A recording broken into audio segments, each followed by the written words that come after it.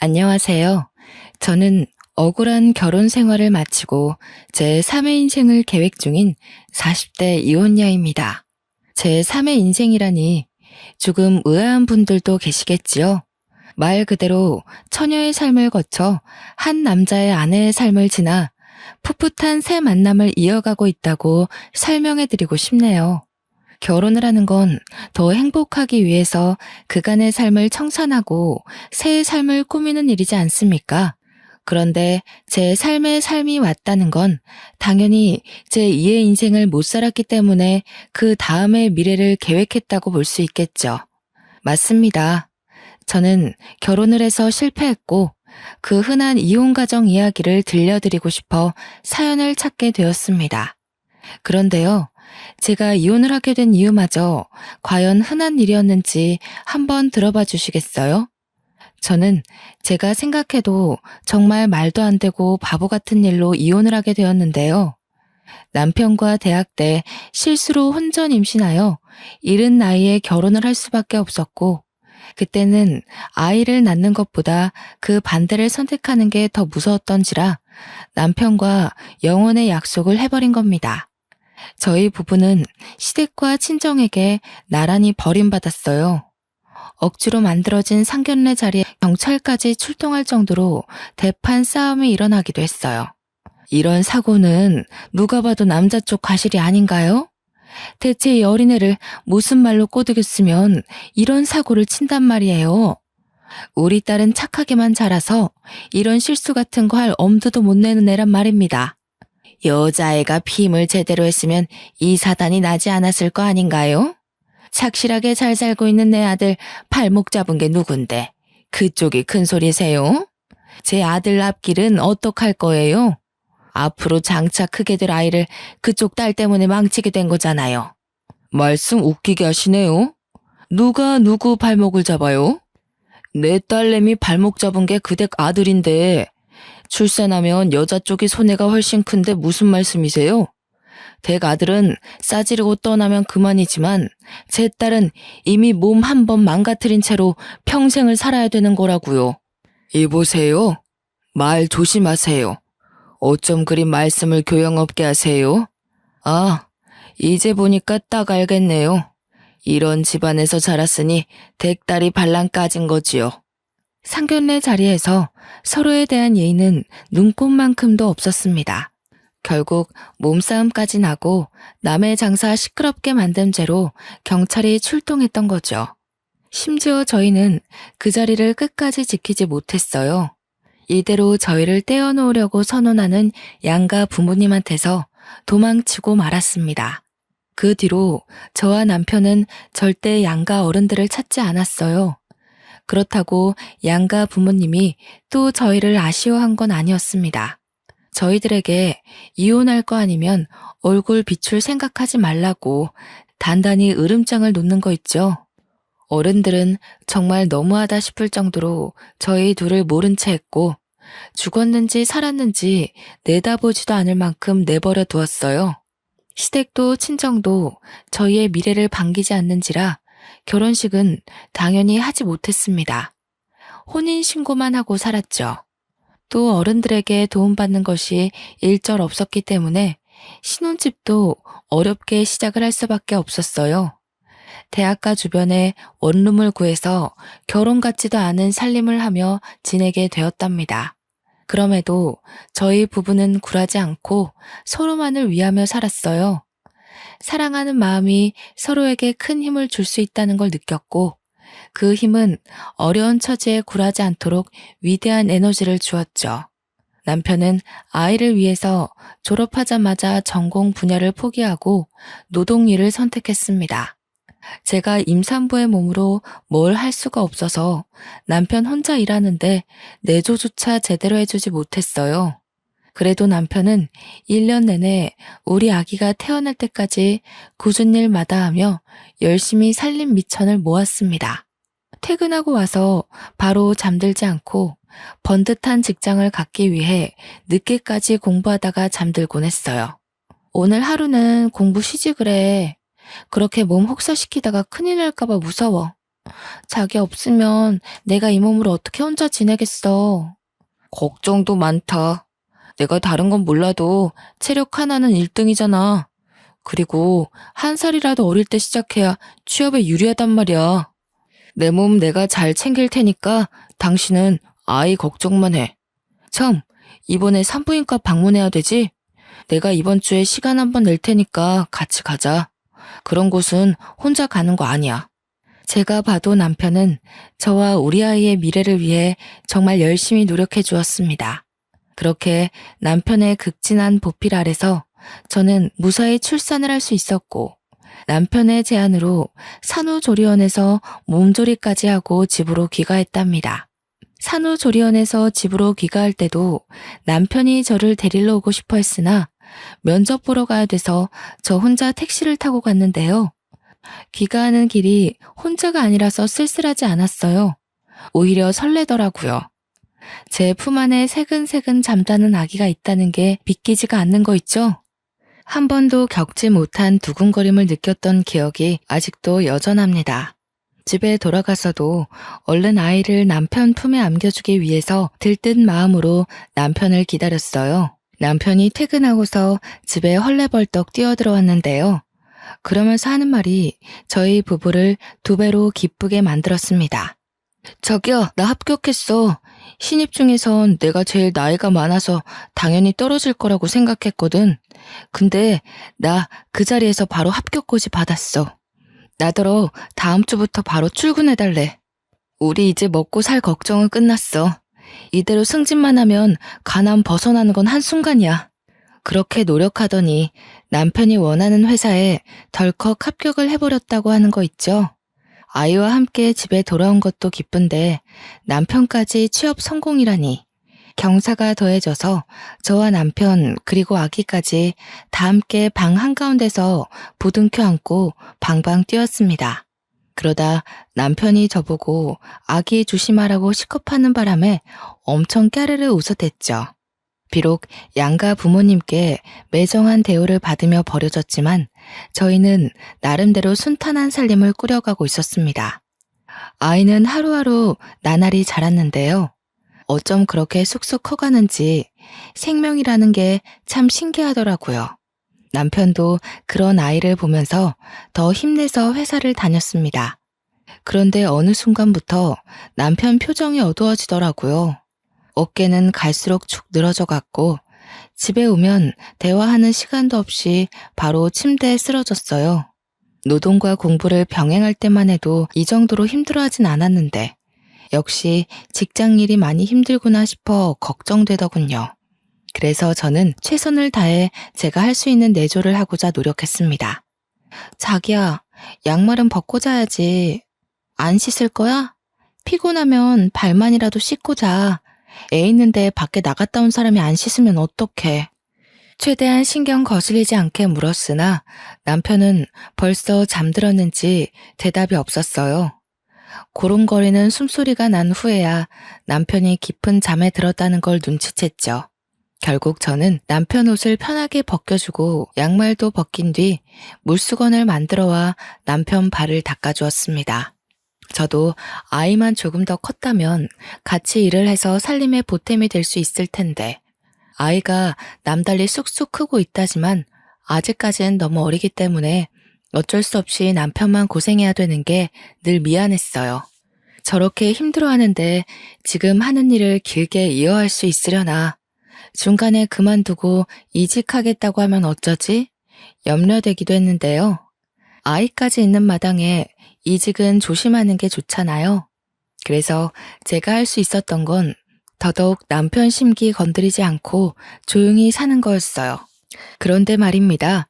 아니나 다를까 남편이 한날 집에 와서 하는 말에 정말 기절초풍할 뻔했습니다. 남편이 친구와 함께 창업을 하기로 했다면서 사업 계획을 저한테 들려주는 거 아닙니까? 신이 나서 흥분한 채 얘기를 해주는데 누가 보면 복권이라도 당첨된 줄 알았죠. 자기야, 그런 건 돈 있는 사람들이나 하는 거 아니야?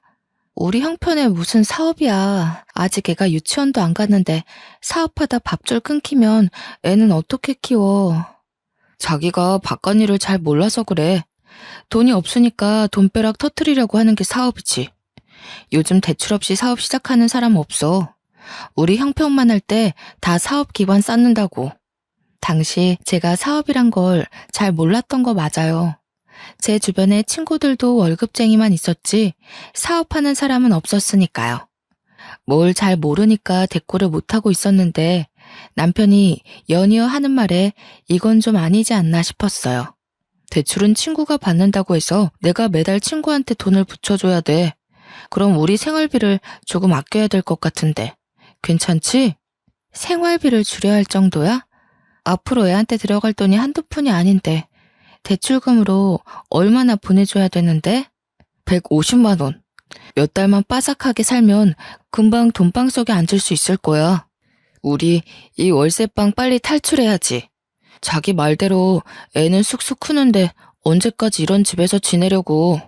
아무리 그래도 그렇지 남편 월급이 300 조금 넘거든요. 그런데 150만 원을 친구한테 줘야 된다니요. 그럼 150만 원으로 저희 세 식구가 생활해야 되는 거나 마찬가지인데 우리 집 생활비랑 관리비 월세까지 빼면 남는 돈이 거의 없는 실정이었습니다. 걱정 마. 안 망해.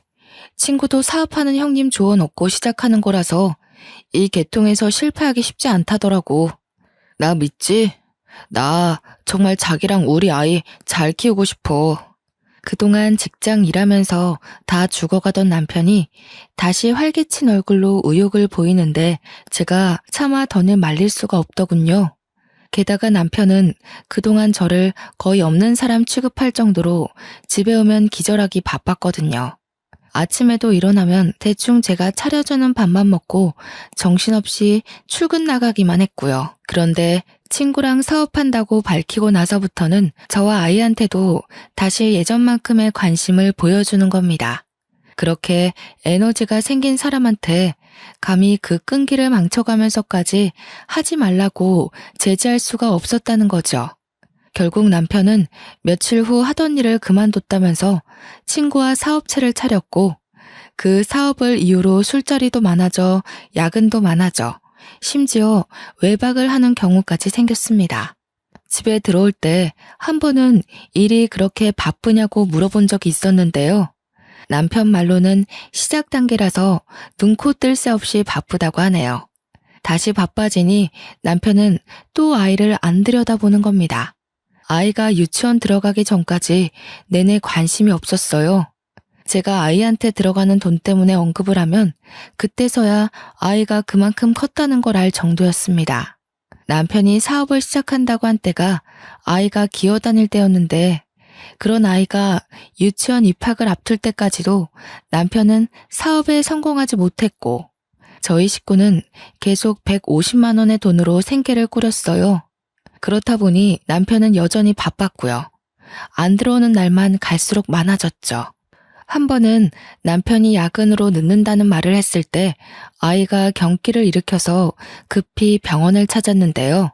아이가 잘못될까봐 너무 무서워서 떨리는 마음으로 남편한테 전화를 했는데 몇 번을 해도 안 받는 겁니다. 결국 그 무서운 순간을 저 혼자 다 해결하고 나서야 남편한테 전화가 오더라고요. 저는 너무 놀라고 겁났던 순간을 회상하면서 남편한테 원망 섞인 화를 표출했어요.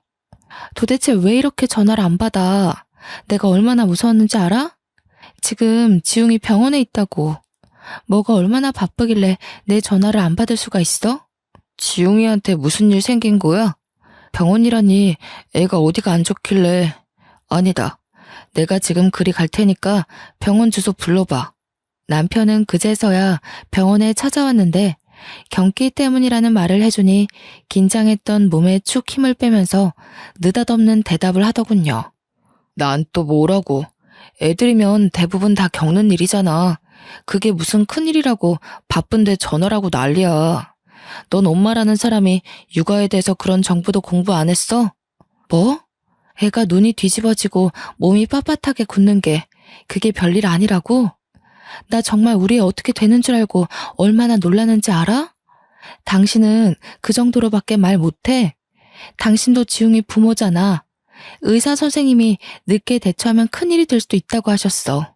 아이 걱정은 저만 한다는 생각에 기가 막혔지만 한편으로는 남편 말대로 정말 제가 엄마 자격이 없나 우려가 되기도 했습니다. 아이가 발에 링거를 꽂고 누워있는 걸 보는데 기분이 너무 울적하고 슬펐습니다. 남편 말대로 제 탓이 맞는 것도 같았습니다. 남편은 사업으로 바쁜데 저는 육아한다고 집에만 있는 사람이잖아요. 제가 아이한테 더 신경 쓸 수밖에 없는 여건인데 너무 놀란 나머지 저도 모르게 남편에게 책임을 나누려 했나 봐요. 그렇지 않아도 혼자 자책하고 있던 찰나에 남편한테 위로받고 싶어 더 크게 화를 내버린 거죠. 그런데 남편이 제 탓이 맞다고 확실하게 말해주니 제가 자책을 안 할 수 있었겠습니까? 그래서 그날 이후 저는 아이에 대한 정보를 TV나 비디오를 통해 공부해 나갔어요. 아이를 업고 외출을 하여 도서관에서 책을 빌려오기도 했죠. 덕분에 저는 아이를 좀 더 건강하게 케어할 수 있었습니다. 그러나 정작 문제를 일으킨 건 우리 아이가 아니라 바로 남편이었는데요. 아이가 유치원을 들어가게 될 무렵 남편이 일을 늦게 끝내고 와서 새벽에 하는 말이 정말 어처구니가 없었어요. 다짜고짜 저를 앉혀두고 이혼을 하자고 하는 게 아니겠습니까? 우리 사이에 이혼을 할 만큼 별다른 문제가 있었던 것도 아니고 서로 얼굴 못 보는 날이 많기도 했으나 남편이 집에 온 날 다툰 적도 그다지 없었어요. 그런데 이혼이라뇨. 지금 뭐라고 했어? 뭐? 이혼? 내가 당신한테 뭐 크게 잘못했어? 갑자기 그게 무슨 말이야? 우리 애가 이제 유치원을 들어가. 그런데 이혼이라니 대체 왜? 진정하고 진짜 이혼이 아니라 가짜로 이혼하는 척을 하자는 거야. 사업하는 유부남들이 종종 이렇게 해. 하는 사업이 좀 힘들어지면 쓰는 방법이거든. 도대체 얼마나 큰일이길래 아무리 일이 안 돌아간다고 하더라도 이혼을 하는 법이 어딨어. 정말 사업이 그런 거야?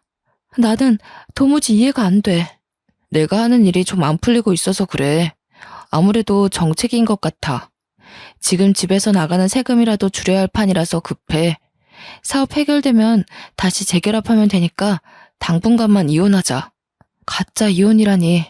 도무지 제 상식선에서는 그런 걸 할 수 있다는 게 이해가 안 되더라고요. 말도 안 되는 제안을 하길래 순간 남편이 의심스럽기까지 하는 겁니다. 밖에서 무슨 딴짓하냐고 물어봤는데 남편이 버럭 화를 내며 안 그래도 사업 때문에 스트레스인데 저까지 피곤하게 하지 말라네요. 그러면서 하는 말이 친구 집이랑 저희 집이 나란히 경매로 넘어갈 수도 있는 사정이라고 애타게 말하더라고요. 저는 그제서야 놀라서 어쩔 수 없이 남편의 말만 믿고 이혼 도장을 찍었습니다. 정말 별일 없는 거지? 이 집에서 나가면 우리 어디 집 구할 데도 없어. 근데 진짜 위장 이혼이라는 게 있는 거야? 우리 식구한테 문제되는 일은 없는 거 맞지? 당연하지. 오로지 돈 때문에 할 수 없이 하는 선택이야. 내가 말했잖아. 당신이랑 우리 지웅이는 내가 죽을 때까지 책임질 거라고. 근데 이거 들키면 우리 법적으로 문제될 수 있으니까 당분간 별거해야 될 것 같아. 별거? 나더러 지웅이랑 둘만 이 집에 있으라고? 그건 좀 무서운데. 들켜서 안 되는 거면 그냥 몰래 조심히 다니면 되지 않을까? 생활비 붙여줄 테니까 몇 달만 견뎌줘. 이왕 일 저지른 거 철저히 해야지. 허술하면 나중에 어디 하나 빈틈이 생겨버린다고.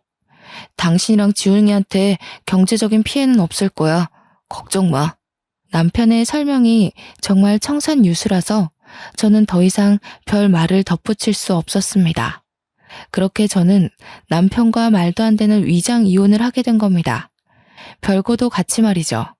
얼떨결에 혼자가 된 저는 남편 없는 빈집에서 두려움을 안고 살게 되었습니다.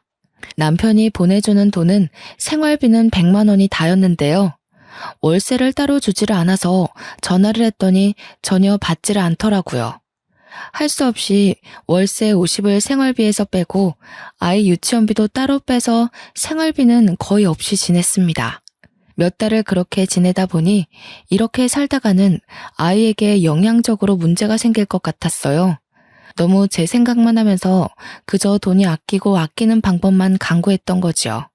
때문에 작은 일이라도 해서 돈을 보태기 위해 부업을 알아봤고 대학 때 동아리에서 배운 캐리커처를 연습해 개인 SNS에서 파는 일을 해보았습니다. 당연히 100만 원까지는 벌지 못했으나 40에서 50만 원 정도는 벌었는데 그게 큰 보탬이 되더라고요. 그 정도로만 아이의 옷을 사입히고 먹이는데 양질이 달라지는 거 아니겠습니까? 참 다행이었어요. 저는 나름대로 남편의 부재로 인한 두려움을 차차 극복해 나갔습니다. 다만 남편과 연락만 잘 되어도 더할 나위 없이 마음을 놓을 텐데 연락이 너무 안 되는 게 유일한 문제였습니다. 저희가 별거를 하더라도 남편이 2주에 한 번씩은 몰래 와서 얼굴을 보여줬거든요. 그런데 이번 달은 달월이 지나도록 안 오더라고요. 심지어 생활비도 안 붙여줬어요. 그나마 아끼면서 모아놓은 돈이 있어서 다행인 형편이었습니다. 블로그에 팔고 있는 작품을 어느새 100만 원 언저리 정도로 벌고 있을 때였거든요. 대체 남편 일이 어떻게 되어가고 있는지 알고 싶었지만 연락이 안 되고 남편 동업자라는 사람도 제가 몰라서 어찌 알아볼 수 있는 방도가 전혀 없었어요. 그래서 마냥 이렇게 기다리는 수밖에 없는 실정이었죠. 그렇게 별다른 수를 못 쓰고 막연히 남편만 기다리며 지내고 있을 때에 제게 전화 한 통이 걸려왔는데요. 다름 아닌 남편이 함께 동업을 한다던 동네 형님이었습니다. 제가 더 이상 입 다물고 있으면 재수 씨한테 죄지는 기분이 들어서요. 사실은 저랑 태수 사업한 적 없다는 거 알려드리려고 연락했습니다. 제가 태수 있는 주소를 드릴 테니 한번 찾아가 보세요. 제가 이날 들은 소식이 얼마나 엄청난 일이었는지 한참을 실감하지 못했습니다. 어안이 벙벙했죠. 아니, 이게 무슨 말일까요? 사업을 한 적이 없다뇨. 제 남편은 사업한다고 직장 일을 그만둔 지가 오래지 않습니까?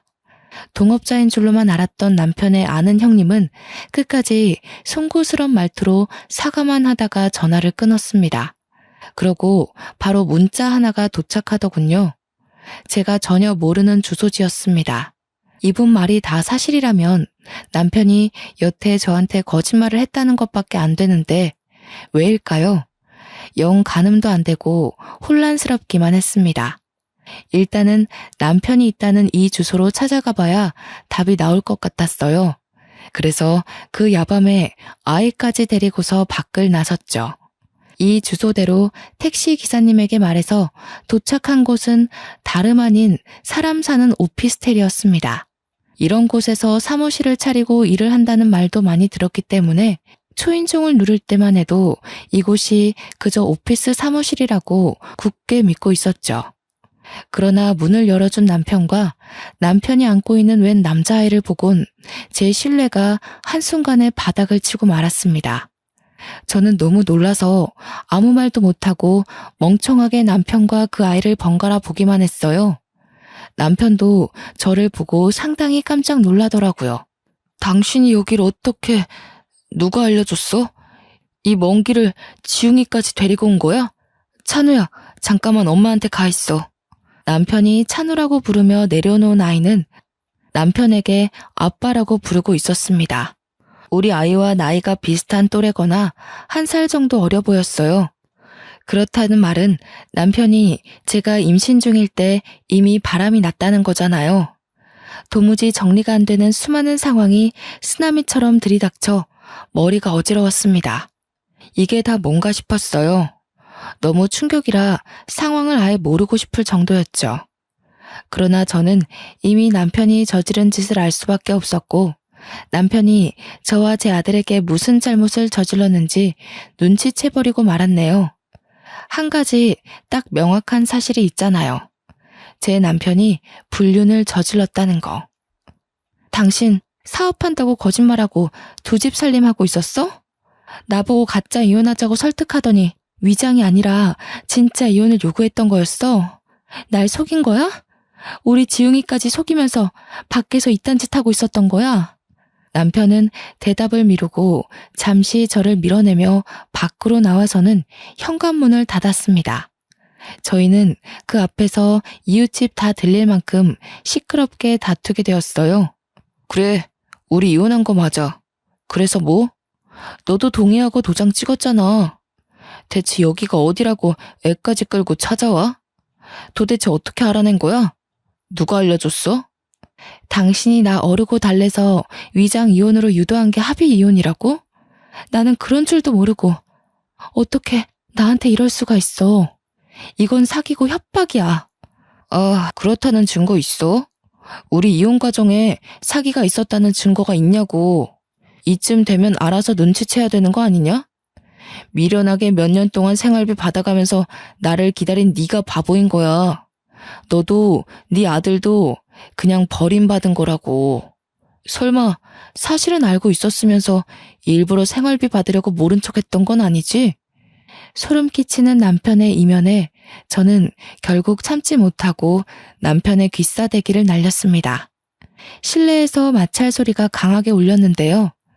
소음을 신경 쓸 새도 없었고 아이가 보고 있다는 생각도 못했어요. 한 대로 모자라 한 대 더 때리고 또 때렸더니 남편이 제게 욕을 하면서 강하게 밀쳐버리더라고요. 건장한 남자가 미는 힘에 사정없이 바닥으로 벌러덩 넘어진 저를 제 아들이 다가와 안기면서 울기 시작했습니다. 이혼인 줄 알았으면 다시는 찾아오지 마. 나 이제 구질구질하게 살고 싶지 않아. 네가 시댁에서 왜 버림받았는 줄 알아? 없는 집 자식이라 그런 거야. 지금 내 와이프는 나랑 같은 회사의 팀장이거든. 우리 엄마 아빠가 아주 어화동동 하더라고. 너와는 차원이 다른 여자야. 들어보니 남편은 일을 그만둔 것도 아니었어요. 다 상간녀의 입김이었죠. 제게 들어가는 생활비가 아까워서 그마저도 끊게 만든 거더군요. 상간녀는 이미 제 남편에게 아내와 자식이 있는 걸 알면서도 이 같은 짓에 동참을 했다는 거예요. 배신감에 또 배신감이 차올랐지만 당장 제가 남편에게 손찌검하는 것 말고는 할 수 있는 게 없었습니다. 망연자실한 마음으로 저는 아들을 안고서 그 자리에서 한참을 울었어요. 남편은 매정하게 집으로 들어가서는 다신 나오지 않았고요. 남편이 안으로 들어가 버리니까 제 울음소리를 듣고 주변에 마음 좋은 이웃분들이 슬쩍 나와 보시더라고요. 제가 아이를 부둥켜 안고 있으니 걱정해주면서 경찰을 불러줄까 하고 물어보기도 하셨어요. 그 고마운 손길들을 사양하고 저는 마음을 추슬러 아이와 함께 집으로 돌아왔죠. 앞으로 어떻게 해야 할지 멍하기만 하더군요. 그때 처음으로 세상이 무너진다는 게 어떤 기분일지 조금은 공감이 되었습니다. 막막했어요. 당연히 남편과 함께하는 미래만 그려왔고 제 인생 계획에서 남편이 없었던 적은 없었으니까요. 이 큰일을 어떻게 해결해야 할까? 해결은 될까? 나 혼자서 할 수 있을까?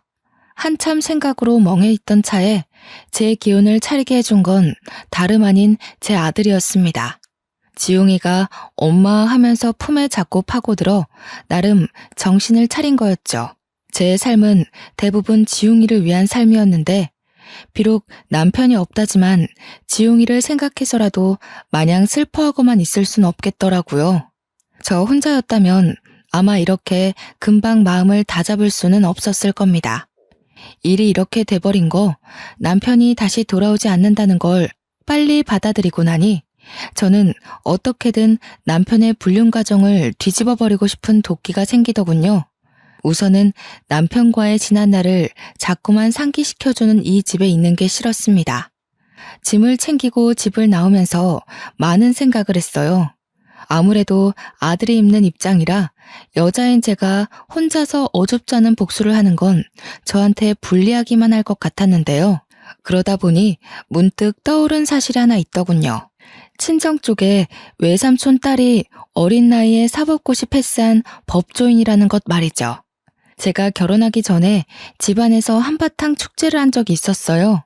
제가 남편과 결혼하고 살면서 친정의 버림을 받았었기 때문에 연락 한 통 해본 적 없었거든요. 오로지 아들 하나만 위하고자 생각하며 이번 일로 욕먹을 각오를 하고 전화를 걸었습니다. 고 잘 됐다. 그렇지 않아도 그놈 어떻게 떼어내야 되나 내내 그 생각만 하면서 살았는데 너는 보는 눈이 없어도 너무 없었어. 그놈 딱 봐도 관상이 바람필 상이더라. 그 벌레 같은 놈 잘 떼었다. 아이고 속 시원해라. 바로 고소해버리면 돼 딸. 다른 건 걱정하지 마. 엄마 미안해. 이렇게 사는 꼴 보여주려고 그동안 연락 안 했던 건 아니었는데 내가 잘못 판단했어. 엄마 아빠 말이 맞았어. 그리고 나한테 5살 아들이 하나 있거든. 아들은 아직 아빠한테 무슨 일이 일어났는지 몰라. 다 내 탓이지 뭐. 네가 미안할 게 뭐가 있어? 다 그 막대 먹은 집안의 아들놈 때문이지. 아이고, 나한테 손주가 있었구나. 애 얼른 데리고 와라. 그쪽 집안에 내 새끼 내줄 생각 추호도 없으니까. 당연히 화낼 줄 알았던 친정 부모는 저의 이혼을 기다렸던 사람처럼 가슴을 쓸어내리셨어요. 제가 이미 결혼을 해버린 건 어쩔 수 없다고 생각하셨고 이혼녀 꼬리표를 달게 되더라도 이혼을 바라셨던 거죠. 이래서 어른이 하는 말 들으면 자다가도 떡이 생긴다는데 그냥 전해지는 속담이 아니었네요. 남편이 그렇게 떵떵거리면서 시댁이 저를 뭣도 없는 거지로 본다고 했던 것처럼 저희 친정도 사위를 능력 없는 빈털터리에 카사노바로 봤던 것입니다. 이런 사실도 모르고 남편이 의기양양했다고 생각하니 우습더군요. 보나마나 남편과 상간녀 또한 제 꼴이 날 거라고 확신합니다. 한 번 바람핀 놈은 2번, 3번 같은 일로 같은 결과를 낳을 테니까요. 친정 부모님의 부름에 저는 마음 놓고 아들과 함께 친정에 찾아갔습니다. 친정 부모님은 그날 제 아들을 처음 만났는데요. 엄마랑 아빠가 손주를 이렇게 좋아하는지 몰랐어요. 지용이를 얼마나 예뻐하던지 남편은 하나도 안 닮고 저를 쏙 빼닮았다며 더 좋아했죠. 그리고 다음날 바로 친정 부모님이 외삼촌 딸을 만날 수 있도록 자리를 마련해 주었습니다. 저는 시간 내어 외삼촌 집을 찾아갔고 저녁 한 끼를 같이 먹으며 제 사정을 모두 설명했죠. 아무리 식구라고 하더라도 제 개인적인 일이라서 당연히 변호사 선임 비용을 마련해 놨는데요. 그런데 이게 웬일입니까? 놀랍게도 외삼촌 딸이 상대 로펌 기업의 부서 팀장으로 있는 사람과 결혼한 사이라고 하네요. 비용은 당연히 받을 생각 없다면서 더 유능한 변호사인 자기 남편을 소개해 줄 테니 위자료를 있는 대로 뽕 뽑아 먹게 해주겠다고 하는 거 아니겠어요? 전문가 말씀이라서 그런지 굉장히 믿음직스럽고 힘이 되더라고요. 덕분에 저는 돈 한 푼 안 들이고 최고 변호사를 등에 업게 된 거죠. 사촌의 남편은 역시 능력이 출중한 변호사라 그런지 일 처리 능률이 남달랐습니다. 위장 이혼이었다는 정황은 밝히기가 어려울 수 있으나 상간녀 소송이 가능하고 시댁에서 모든 사실을 알고 있음에도 방조한 책임은 거액의 벌금으로 판결 내릴 수 있으며 남편의 2집 살림 부정행위가 특히 위자료를 최대치로 올릴 수 있는 수단이 될 거라네요. 아마 이걸 밝히는 과정에서 잘만 파고든다면 위장 이혼 사실을 끌어낼 가능성도 없지 않다고 했습니다. 이 같은 판례가 3년 전에 위자료 1억을 받은 적이 있다면서 저보고도 충분히 가능하다고 했죠. 심지어 지금은 그 사이에 법이 보다 더 냉철하게 개정되어 더한 위자료를 뜯어낼 수도 있다고 해요. 그러니까 아이 지용이에 대한 미래는 전혀 걱정하지 말라고 확신을 주었습니다. 너무 감사하고 큰 힘이 되었죠. 덕분에 저는 1억에 가까운 위자료를 받고 소송을 마무리했습니다. 남편이 전화가 와서 욕을 많이 했어요. 제가 차곡차곡 준비를 해서 소송을 한 거라 빈틈이 없었기에 급하게 변호사를 선임했던 남편에겐 당연히 갑작스런 상황이었을 수 있겠죠. 그 일로 상간녀와도 크게 다투었다고 들었습니다. 남편과 통화를 하던 도중 옆에 상간녀가 함께 있었는지 저를 내버려 두고 둘이서 다투는 소리를 들은 적이 있는데요. 네가 생활비 끊으라는 말만 안 했어도 얘가 소송하는 일은 없었어. 그러게 내가 돈 부분은 시간 두고 차차 해결하자고 했지. 네가 서두르는 바람에 이 모양이 된 거 아니야. 뭐라고? 당신 지금 내 탓하는 거야? 당신도 그 여자한테 들어가는 돈 아까워했잖아. 이제 와서 소송당하니까 왜 딴 말해?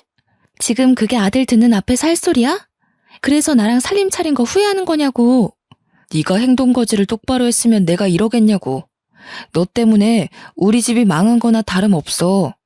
당장 처가 식구들한테 돈 달라 그래. 내 돈 빠져나간 거 네가 다 해결하라고. 그날 둘이 한참이나 언성 높이면서 싸우더라고요.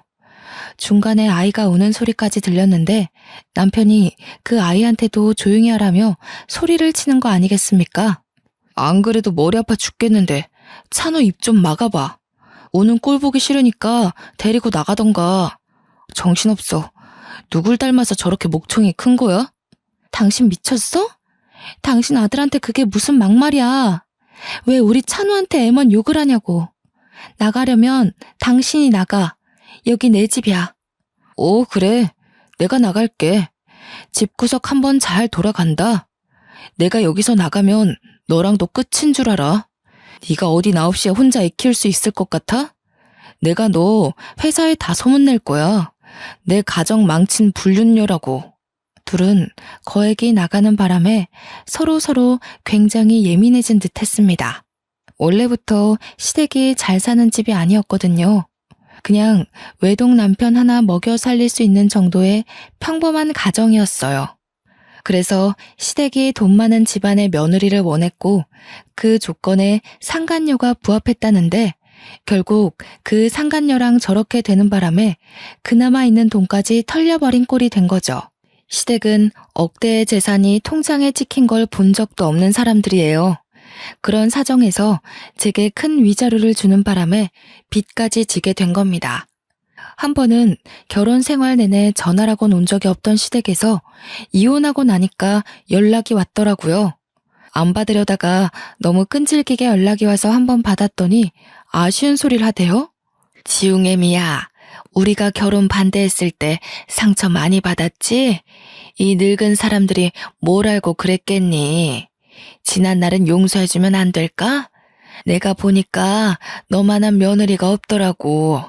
재원이가 어디서 이상한 여자를 데려와서는 집안을 빈털터리로 만들어버렸다. 그만 돌아와주면 안 되겠니? 죄송한데요. 이미 저랑 재원 씨 관계는 종결났어요. 그리고 아쉬운 마음에 이제야 용서 얘기를 하시는 것 같은데요. 여자도 여자지만 재원 씨가 그 집을 빈털터리로 만든 거예요.